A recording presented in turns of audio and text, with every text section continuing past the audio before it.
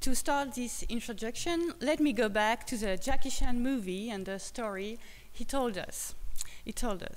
In 2009, as you could see in the movie, 2 bronze heads from the Chinese Summer Palace, looted by the French and British armies in 1860, were auctioned in Paris at the sale of Yves Saint Laurent and Pierre Berger's collection in the Grand Palais.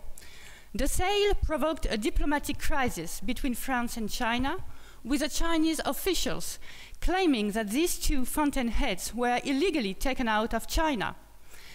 In this specific case, China was infuriated that such fine works of art, executed in the 18th century, could be auctioned and sold as mere commodities, while they were considered national treasures in their country of origin.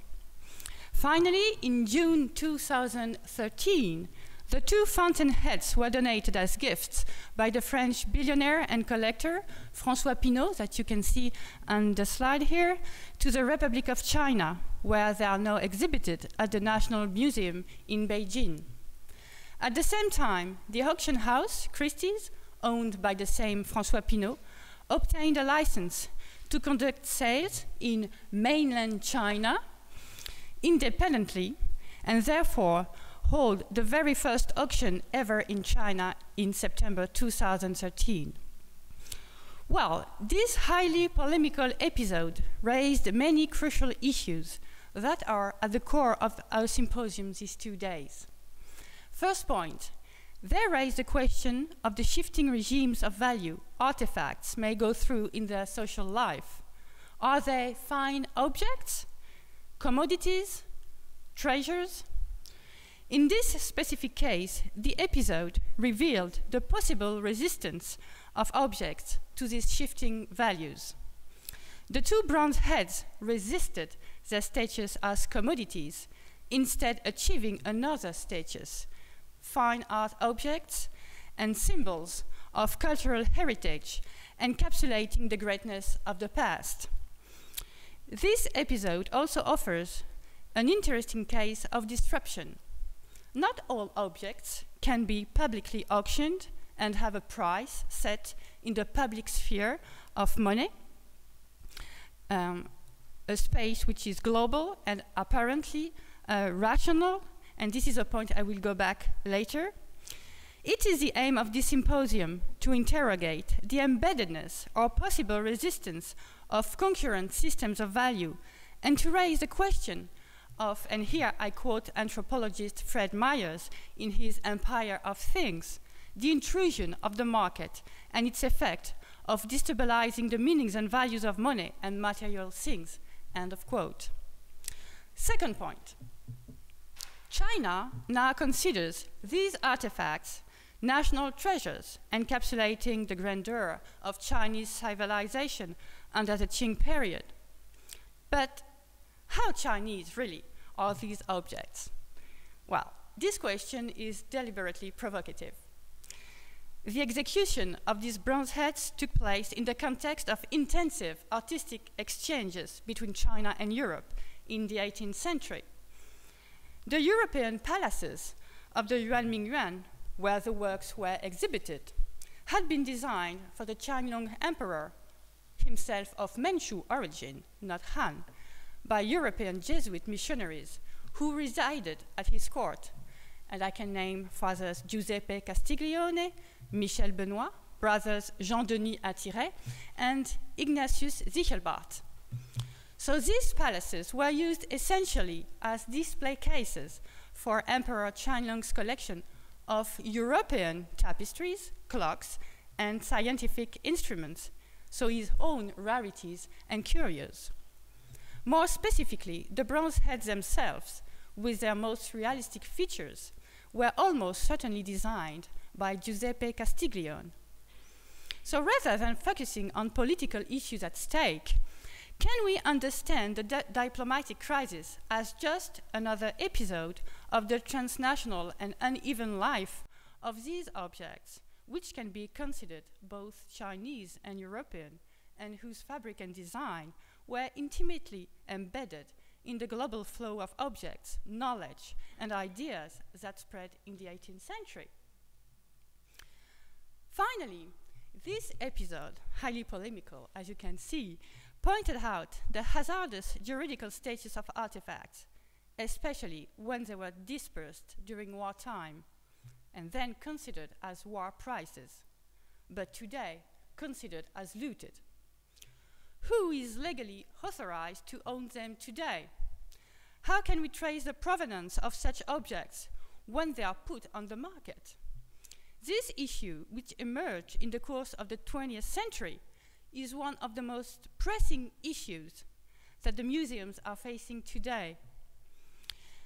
As you know, it was first the works of art looted during World War II that became a political question. Later, in the wake of a new critical approach towards archaeology, it was the provenance and ownership of antiquities and artifacts of the extra-European world, dismantled since the 16th century and relocated to the Western world, that became problematic. Later again, it was a turn of ethnographic artifacts to be claimed by their source countries, who considered that they had been looted, collected in sour contexts. So this is what this short extract of a documentary film demonstrates.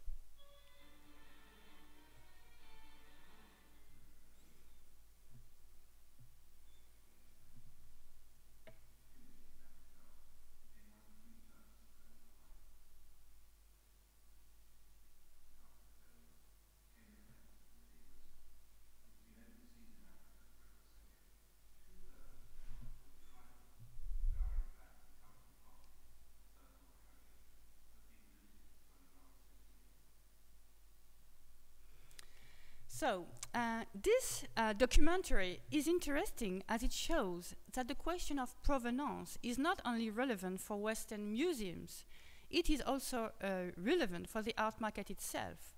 Who owns these artifacts today?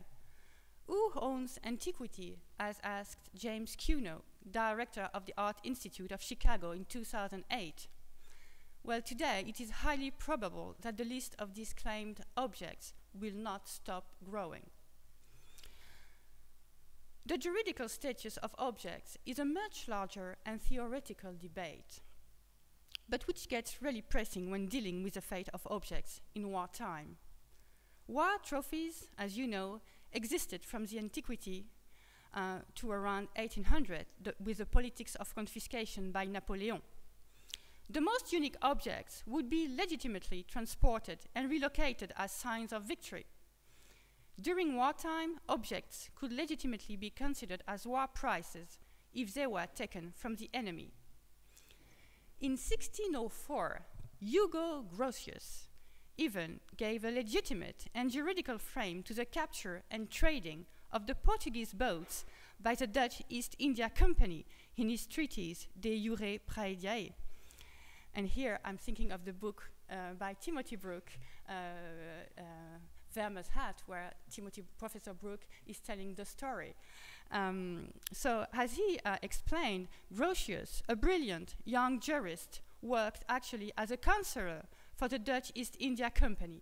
With his treatise, he argued that the just war that the Dutch were waging against the Spanish and Portuguese Empire legitimated the seizure of their ships. The Portuguese ship was therefore considered as good prize. In 1602, a Portuguese merchant ship, the Santiago, had just been captured by the recently founded Dutch East India Company. Its booty, made up of spices, silk, and Chinese ceramics, was auctioned in Holland, in Middelburg, for 1.5 million florins. This auction marked a turning point in European history. Flowing the market with Chinese porcelain, it launched a new rage for these objects from abroad and dramatically changed Dutch and European interiors. The legislation on objects during wartime was slow to evolve. Change appeared in the context of the 19th century, when nations decided to develop international rules to limit the effects of armed conflicts on men for humanitarian reasons. And in 1949, as you know, the Fourth Convention of Geneva stipulated, and I quote, that pillage is forbidden. Shifting regimes of value, transnational circulation of artifacts, juridical status of objects in history? Well, it is precisely the historical depths as well as the urgent nature of these questions that encouraged us to hold this symposium. Not a Eurocentric history of exotic objects, nor a denunciation of the Western predation on extra-European artifacts. This symposium aims to interrogate the mechanisms of circulation of objects and their problematic commodification. So, this introduction is articulated within 4 quick chapters: trade and transfer, the scales of the market; marketing and pricing, the case of auctions; entangled histories of museums and art markets; and finally, interested knowledge. So the first point we wanted to raise is the question of the scales of the market in a global world. We all know that it is a fairly complicated exercise today, the age of globalization. Scholars often fight over different and concurrent chronologies, ranging from the end of the 15th century to the 19th century. So, why the 18th century? Well, in the context of the large consumer revolution identified by economic historians, new and extra-European goods transformed material cultures of the Enlightenment.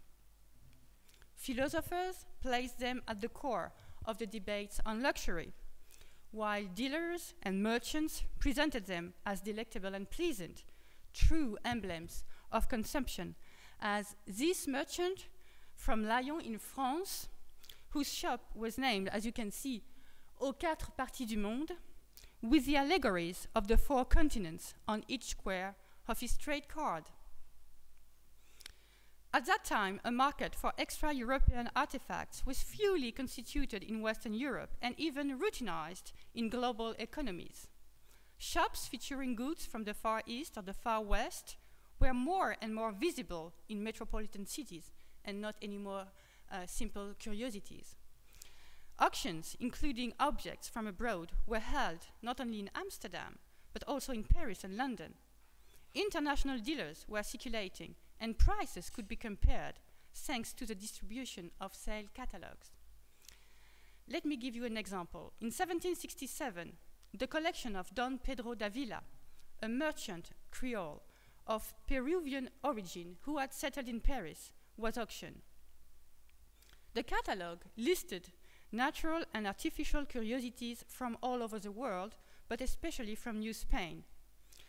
Well, as you can see, each was distributed not only in Paris, but also in Amsterdam, Rotterdam, London, and Bâle.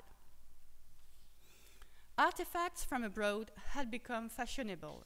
They participated in what William Sewell recently called the rise of capitalism in the 18th century. Finally, trading and collecting extra-European artifacts did not only transform the world, it also changed the conception of beauty in the Western world. The 18th century saw indeed the development of a rich museumscape from Florence and Rome to London, Paris, and Philadelphia, all of which received extra-European artifacts in their collections. These artifacts encapsulated new conceptions of antiquity and of beauty. They challenged the history of the civilizing process of Europe that writers, philosophers, and economists were at that time describing as resting upon the progrès des arts, progress of the arts, with a highly Eurocentric point of view. In their writings, Europe, with its Greco-Roman past, was being fashioned as a center of civilization in the 18th century.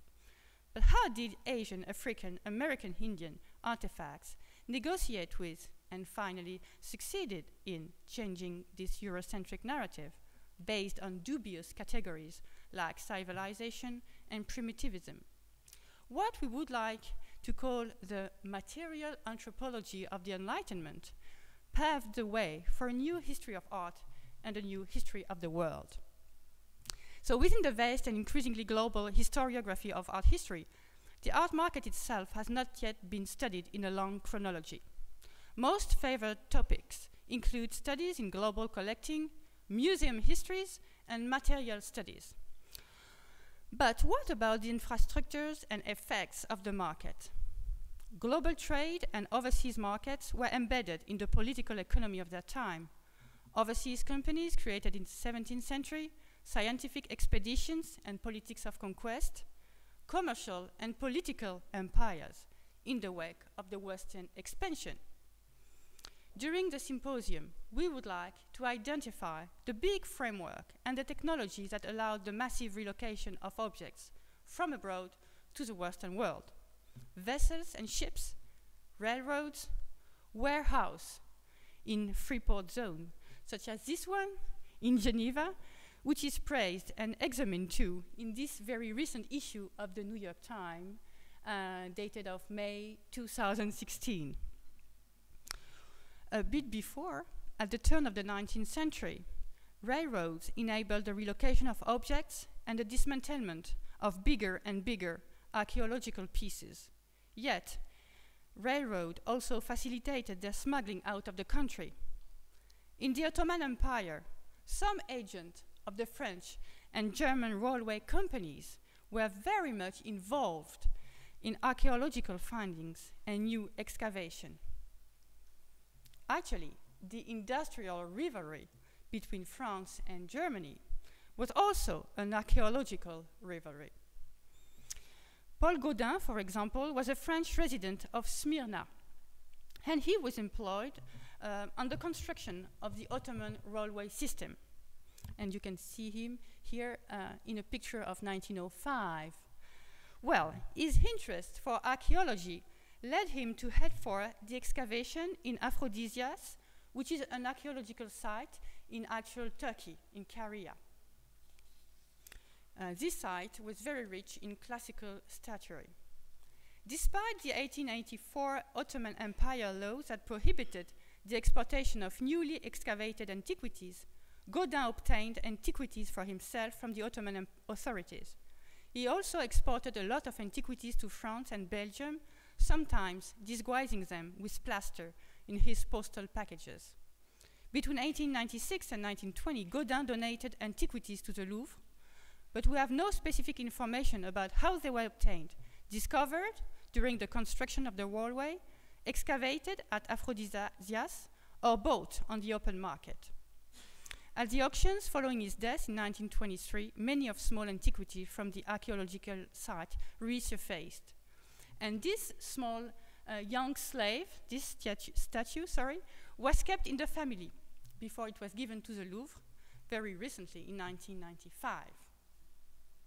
So as we see, the market for these artifacts very often expanded thanks to the disparity between the very large scale of transportation and trading that operated from metropolitan cities and, on the other part, the local negotiations that developed in remote places who often bypassed or bent laws and interdictions. Before being exported and traded, such artifacts were negotiated in true contact zones involving highly individualized situations, and often obscure, I must say. All relied heavily on the personality of the men and women who had decided to venture into this business or were embarked in their passion. At that point, the object was already highly singularized by the personal relationships that dealers, amateurs, and collectors projected in them. And here you have a picture of Jacques Kershach, who was, I could say, one of the founding members of the Musée du Quai Branly and an advisor of President Jacques Chirac for this same museum. And he's here pictured in 1968 in Dahomey, looking for objects to be taken out here in a very intimate gesture. So this is an intimate gesture, but this gesture is also entangled in much larger political and cultural contexts, and these need to be critically and historically assessed, as it is today a major issue, as I said, for these artifacts brought to the Western world. So the second point we wanted to raise, marketing and pricing, the case of auctions. What about these operations themselves? Let's turn here to Ai Weiwei Coca-Cola vase. Well, this piece, we think, is a brilliant artistic reflection on the shifting regimes of value and pricing. And this is why it has inspired us for the poster of our conference with the graffiti. Picking up a vase of the Han Dynasty, a kind of antique that had been considered worthless by the regime of Mao Zedong and consequently destroyed, Ai Weiwei inscribed on it the international and 20th century Coca-Cola logo. This superposition engages with iconoclasm, globalization, and trading value. Well, beyond the multiple interpretations offered by this artifact, one is interesting for us. It is the international market that endowed it with artistic, symbolic, and finally, monetary value. And this piece was auctioned in London in 2014 at Sotheby's for more than £272,000. Well, as sociologists of Monet have shown, Monet produces an apparent effect of neutrality, objectivity, and functionality. It has been said that Monet erases a qualitative differentiation between objects, whose value can hence only be expressed in terms of money. In the case of the Ai Weiwei vase, does this mean that the market equates all artifacts through the virtue of money? Or, on the contrary, that the market has the capacity to recognize the singular value of art, something that certain political regimes, such as the authoritarian regime of Mao Zedong, do not? So the question is open. Monet also extracts objects from their local relationships and defines new ones. This is the lesson of sociologists of Monet, like, for example, Georg Simmel. This approach is very fruitful for our own objects. International trade brings objects and monetary systems in contact, as Ting Sheng has shown for 19th century Franco-Asian encounters. How is it possible to set a price for objects in motion belonging to different monetary systems? The prevalence of auctions in the lives of these artifacts brought to the Western world reveals the importance of bidding mechanism to achieve a consensus on value and price. And many papers during these 2 days will bring the question of auctions. So this is why we thought it was important to bring it here in the introduction. For how is it possible to set a price for an artifact whose market is still new and small, whose value is precisely to be rare, even unique? From the 17th century Dutch trade to today, auctions have been a powerful site for setting prices. Why? Because they offered, on the basis of a shared estimation, a reference price, as well as a good provenance for highly singularized artifacts.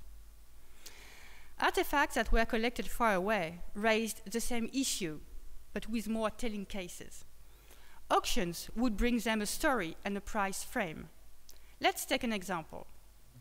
Going back to the 18th century, because as you may have guessed, I'm an 18th century specialist. 2 gold-lacquered Chinese lanterns were auctioned at the sale of the French connoisseur Jean de Julien. These lanterns were sold as a pair in 1767 for the sum of 736 French livres. The French Rococo painter, François Boucher, bought only one of the 2 for his own collection. 4 years later, so at his own auction sale, so in 1771, one of the lanterns is sold for the price of 730 French livres to De Chaulnes. And as you can see here, we have the price, and we also have the story of the object. Ce morceau curieux vient du cabinet de Monsieur de Julien. So the price had doubled. These artistic artifacts were given a provenance, a story, and their prices could grow. For such artifacts, whose pedigree, information, and expertise can be scarce, the auction puts in the public space a shared price and a common ground. In some cases, auctions even launder soar histories of provenance. From the end of the 18th century, auctions were even used as a mechanism to legalize war booty and looting in the English army. After the battle, auctions were organized within the army that would share benefits. And during the Third Anglo-Burmese War in 1885, so the year after, this image from the newspaper, the graphic, by the war artist Frédéric Villiers, was made, and it represented, as you can see, a loot auction in the Palace of Mandalay. There, formal and legal measures led to dealing with plunder. Third point, in this third chapter, entangled histories of museum and art markets. These institutions, museums and art markets, are often claimed to be totally different, while evolving in distinct social realms. The museum is supposed to divert artistic artifacts from the market, yes, and claim their specific aesthetic value, whereas the market, on the other side, on the contrary, equates all classes of objects through money and pricing. But in practice and in history, boundaries are often porous. Here, the biographical approach may be very useful. It is very often the passion of men and women that bought and sold, that collected during their lifetime, that led to the constitution of museums. In the 18th century, when museums developed steadily, it was largely thanks to these enlightened amateurs, brokers, and merchants, curious of the world and collecting it. The collection of Sir Hans Sloane, constituted mainly of gifts and acquisitions, was crucial for the founding of the British Museum in 1753. And his own trajectory, like the ones of Henri Cernouchy, Christophe Lamarre-Picot, or Paul Guillaume, which will be evoked today and tomorrow, reveals how the art market and the museum were intimately interconnected. From the viewpoint of objects too, it has become urgent to dig into the connected histories of the art markets and the museums. Let's enter the print department of the Bibliothèque Nationale in Paris. Well, one of the most precious items, maybe the most precious item, really, is a magnificent album of silk paintings called The 40 Views of the Yuanmingyuan Palace. It is the only image that represents the image of the palace before the looting, in the 18th century. Well, this item was bought in 1862 at an auction, again an auction, held by the Colonel Charles-Louis Dupin, Colonel Dupin. And you can see here the frontispiece of the auction catalogue that mentions proudly the provenance of the objects, provenant en grande partie du palais d'été de Yuanmingyuan. Dupin was a respected soldier and officer, and he was responsible in 1860 for collecting the most beautiful items in the summer palaces for Emperor Napoleon III, which will go to the Musée de Fontainebleau. But his auction shows that he had kept many objects for himself. The print department bought the 40 views for 20,000 francs, as you can see here on the annotated price. That was the most important acquisition of the print department that year. And so the Zilk album of painting is still stored today in the French National Library. So you see how the market and the museum are entangled through gifts, through buying, auctioning. I mean, this is a real case. Just like the private lives of men and women that helped shape the museum culture, objects also circulated between different worlds and endured different statuses, from commodities to cultural property, for example. Well, this is a lesson from anthropologists to art historians. Studying the social life of an object means studying the shortcuts, yes, between the market and the museum, even though the political and ideological line is always reassessed. To write their entangled and connected histories, to investigate the overlooked transactions between those two separate worlds is one of the aims of this colloquium. Well, last chapter, interested knowledge. As you may have noticed, Since the beginning of my talk, I have tried to avoid these words. Exoticism, exotic. I must confess, we must confess, this is not an easy task. So why avoid this very useful word? Along with the development, and choose another word which is not very beautiful either, you know, extra-European, non-European, how should we call that? This is a real question. Well, along with the development of global history and global collecting, historians have thoroughly studied the Eurocentric narratives of exoticism, placing them in a cultural approach. They demonstrated how the transactions with the new non-European worlds were equated in an exotic sameness that helped shaping the identity of Europe as a model of politeness, progress, and civilization. Our point is different. Along this politics of exoticism, a culture of knowledge was developing. Artistic artifacts, wares, and goods from abroad required expertise, connoisseurship, and discriminate gaze. They were described, categorized, and not confused in an indiscriminate sameness. It is a point to make that beyond scholars, diplomats, and antiquarians, well, dealers and experts also contributed to shape knowledge in a global world. More so than the illustrated histories of art and antiquities that remained largely Eurocentric and centered on the Mediterranean Sea and its biblical and Greco-Roman roots, auction catalogs gathered new sums of knowledge about the extra-European worlds. The market for these objects was saturated with knowledge, but it was not a theoretical and academic knowledge. It was an interested knowledge. This kind of knowledge is engaged in transactions.